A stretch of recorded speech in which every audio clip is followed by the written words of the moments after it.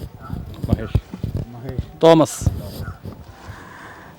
നിങ്ങൾ ഏത് വർഷം ഇങ്ങനെ ഒരു അമ്പലത്തിൽ ഇത്രയും വർഷങ്ങളായിട്ട് 10 വർഷമായിട്ട് കണ്ടിന്യൂസ് ആയിട്ട് നിങ്ങൾ ആനകളെ കൊണ്ടുവരുന്നു, ഇവിടെ എഴുന്നള്ളിക്കുന്നു? അതിൻ്റെ 10ാം വാർഷികം എന്ന് വേണമെങ്കിൽ പറയാമല്ലേ ഈ വർഷം? അപ്പോൾ വിശ്വൻ നല്ല പേര്. ഞങ്ങളിപ്പോൾ സ്റ്റാർട്ട് ചെയ്യുന്നത് 2002-ലാണ്. 2002 ഇപ്പോൾ ഏറ്റുമാനൂർ അമ്പലത്തിൽ ഉത്സവം നടക്കുന്ന സമയത്ത് ഞങ്ങൾ ഉത്സവം കാണാനായിട്ട് ഇങ്ങനെ പോയി. ഞങ്ങൾ 3 പേരുണ്ടായിരുന്നു ആ സമയത്ത്. അപ്പോൾ അവിടെ ഇങ്ങനെ സ്ഥിരമായി എഴുന്നള്ളിച്ചുകൊണ്ടിരിക്കുന്ന ഈ നാട്ടിലെ തന്നെയുള്ള 2 ആനകളായിരുന്നു. പ്ലാത്തോട്ടം അക്ബർ എന്ന് പറഞ്ഞ ഒരു ആനയും പിന്നെ ഇടമനപ്പാട്ട് മോഹൻ എന്ന് പറഞ്ഞ ആനയും.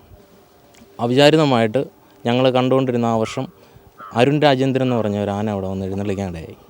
അപ്പോൾ അത് വളരെ ഭംഗിയുള്ള ഒരു ആനയായിരുന്നു. അതിനെ കണ്ടപ്പം മുതൽ പുറത്തുനിന്ന് നമുക്കിങ്ങനെ ഒരു സംരംഭം തുടങ്ങിയാൽ എന്താണെന്നുള്ളൊരു ചിന്ത വന്നു. അങ്ങനെ പിറ്റേ വർഷം ആ നടപ്പ് വർഷം ചാപ്പമറ്റം കൃഷ്ണൻകുട്ടി എന്ന് പറയുന്ന ഒരു നാടനാണ്, ഇവിടെ പൊൻകുന്നം ചെറുക്കടവ് ഭാഗത്തുള്ള ഒരു ആനയാണ്.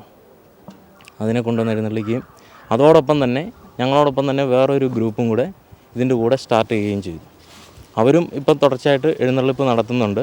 അപ്പോൾ ഞങ്ങളിപ്പോൾ ഒന്നായിട്ട് കൊണ്ടുവരാനാണ് ഇരുന്നത്. പക്ഷേ 2 ആന വരുമല്ലോ എന്നുള്ള രീതിയിൽ ഒരു കോമ്പറ്റീഷൻ ആകുമ്പോൾ 2 ആന വരുമല്ലോ എന്നുള്ള രീതിയിൽ ഞങ്ങൾ 2 ഗ്രൂപ്പായിട്ട് അങ്ങ് ചെയ്തു തുടങ്ങി. ഞങ്ങൾ ഇത്രയും ചെറുപ്പക്കാർ തന്നെ കൂടി ശ്രീമുരുക ഭക്തസംഘം എന്നൊരു ചെറിയൊരു ഗ്രൂപ്പില്ല എന്ന് വെച്ചാൽ രജിസ്ട്രേഷനൊന്നുമില്ല. ഞങ്ങൾ തന്നെ സുഹൃത്തുക്കൾ തന്നെ ആരംഭിച്ച് ചെറിയ തോതിലൊരു, അതായത് ഇവിടെയുള്ള ആനകൾ ഈ കോട്ടയം ജില്ലകളിൽ തന്നെയുള്ള ആനയൊക്കെ ആകുമ്പോഴത്തേക്കും വലിയ സാമ്പത്തികമൊന്നും ആകുന്നില്ല. അതിൽ നിന്ന് പടിപടിയായിട്ട് എന്നാൽ വടക്കുന്നതിൻ്റെ അവിടെ നിന്ന് കൊണ്ടുവരാം എന്നുള്ളൊരു ആലോചനയിൽ സാമ്പത്തികമായി കൂടുതൽ ഞങ്ങൾ തന്നെ ഇട്ട് പുറത്തുനിന്നുള്ള പിരിവുകളൊന്നും കൂടാതെ തന്നെ ഞങ്ങൾ തന്നെ ആണ് ഇത്ര വർഷം പുറത്തുനിന്ന് വേറെ ആരെയും കൂട്ടാതെ തന്നെ ചെയ്തുകൊണ്ടിരിക്കുന്നത്. അപ്പോൾ ഈ വർഷം ഒരാൾക്ക് ഇതുപോലെ ഞങ്ങളിങ്ങനെ ചെയ്യുന്നതിൻ്റെ പേരിൽ ഒരു ആഗ്രഹം കാരണമാണ് തോമസും ഇതുപോലെ ഈ സംരംഭത്തിലോട്ട് ഞങ്ങളിവിടെ സഹകരിക്കുന്നത്. വലിയൊരു ആഗ്രഹമായിരുന്നു പണ്ട് തൊട്ട് ആനയെ കൊണ്ടുവരണം എന്നുള്ളത്. അത് ഈ വർഷം അത് സാധിച്ചു. അത് ഈരാറ്റുപേട്ട അയ്യപ്പനെ തന്നെ കൊണ്ടുവരാൻ പറ്റി, നാടൻ ആനയെ കൊണ്ടുവരാൻ പറ്റി. നാട്ടുകാർ പൂർണ്ണമായി ഞങ്ങളോട് സഹകരിക്കുകയാണ്.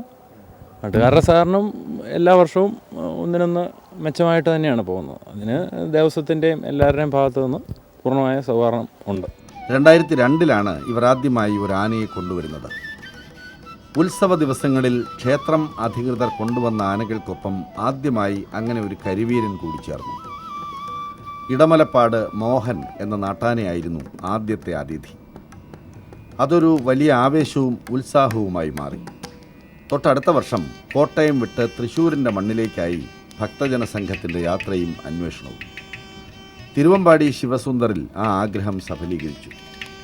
ആനപ്രേമികൾ ഒന്നടങ്കം ഈ ചെറുപ്പക്കാരെ അഭിനന്ദിച്ചു. 3-ാമത്തെ വർഷം കിരൺ ഗണപതിയും തുടർന്നുള്ള വർഷങ്ങളിൽ ഗുരുവായൂർ വലിയ കേശവനും കുട്ടംകുളങ്ങര അർജുനനും ഉണ്ണിപ്പുള്ളി ഗണേശനും അന്നമനട ഉമാമഹേശ്വരനും പുതുപ്പള്ളി കേശവനും ഈരാറ്റുപേട്ട അയ്യപ്പനുമെല്ലാം ഈ മണ്ണിലേക്ക് വന്നു. കിടങ്ങൂരിൻ്റെ സർവ്വ ഐശ്വര്യമായ സുബ്രഹ്മണ്യസ്വാമിയെ വണങ്ങി നിറഞ്ഞ അനുഗ്രഹത്തോടെ മടങ്ങുകയും ചെയ്തു. അഭിരുചികൾ കിണങ്ങുന്ന ധാരാളം പ്രലോഭനങ്ങൾ സകല വാതിലുകളും തുറന്നിട്ട് ക്ഷണിക്കുമ്പോഴും കഴിഞ്ഞ 10 വർഷമായി ഈ സുഹൃത്തുക്കൾ ഈ ചടങ്ങ് മുടങ്ങാതെ നടത്തിപ്പോരുന്നു. ആനയുടെ ഏക്കവും ലോറി വാടകയും പാപ്പാന്മാരുടെ ബാറ്റയും ഒക്കെയായി നല്ലൊരു തുക ചെലവിടേണ്ടി വരും എന്നറിഞ്ഞുകൊണ്ട് തന്നെ 10-ാം വർഷത്തിൽ 2 ആനകളെ എഴുന്നള്ളിക്കുവാൻ ഇവർ തീരുമാനിക്കുകയായിരുന്നു. ഇതറിഞ്ഞ നാട്ടുകാരൻ തോമസ് പൂവേലി ഇതിലൊരാനയെ സ്പോൺസർ ചെയ്യാൻ സന്നദ്ധനായി. എങ്കിൽ പിന്നെ ലക്ഷണത്തികവുള്ള 2 പേരെ തന്നെ ആകാം ഇത്തവണ എന്നവർ തീരുമാനിച്ചു. ആ അന്വേഷണമാണ് ഇവരെ തിരുവമ്പാടി ചന്ദ്രശേഖരനിലും ഈരാറ്റുപേട്ട അയ്യപ്പനിലും കൊണ്ടെത്തിച്ചത്. കേരളത്തിൽ അങ്ങോളം ഇങ്ങോളമുള്ള ക്ഷേത്രങ്ങളിൽ തിരക്കിട്ട സഞ്ചാരത്തിലായിരുന്നു ഇരുവരും. തൃശ്ശൂർ ജില്ലക്കാരായ ചന്ദ്രശേഖരൻ ആറാട്ടുപുഴ പൂരം കഴിഞ്ഞിട്ടാണ് കിടങ്ങൂരിലേക്ക് തിരിച്ചത്. പാലാക്കാരനായ അയ്യപ്പൻ തിരുനക്കര ഉത്സവം കഴിഞ്ഞാണ് എത്തിയത്. യാത്രാക്ഷീണമൊന്നും ഇരുവരുടെയും മുഖത്തില്ലായിരുന്നു. സംഘാംഗങ്ങളിൽ ഒരാളായ കൃഷ്ണകുമാറിൻ്റെ വിശാലമായ പറമ്പിലാണ് അമ്പലത്തിലേക്ക് തിരിക്കുന്നതിന് മുന്നേ വിശ്രമിക്കാനായി ഇവരെ തളച്ചിരുന്നത്. ഇഷ്ടവിഭവങ്ങളുടെ വരവായിരുന്നു പിന്നീട്. അവ കണ്ടതോടെ ക്ഷീണം അല്പം ശേഷിച്ചിരുന്നതുകൂടി പമ്പ കടന്നു.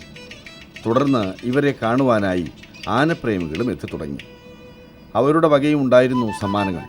കൈ നിറയെ കിട്ടിയ ഭക്ഷണം കഴിച്ച് ഇവർ വളരെ വേഗം തയ്യാറായി. ആദ്യത്തെ വർഷം ഒഴികെ പിന്നീടുള്ള വർഷങ്ങളിലെല്ലാം 9-ാം ഉത്സവ ദിനത്തിലെ പള്ളിവേട്ടയ്ക്കാണ് ഈ സുഹൃത്തുക്കൾ ആനയെ എഴുന്നള്ളിക്കാറ്. ഇത്തവണയും അത് തെറ്റിയില്ല. 1 പകരം 2 പേർ. അമ്പലത്തിലും ഇവർ ശ്രദ്ധാകേന്ദ്രങ്ങളായി. ആ വിശേഷങ്ങൾ അടുത്ത എപ്പിസോഡിൽ മറക്കാതെ കാണുക.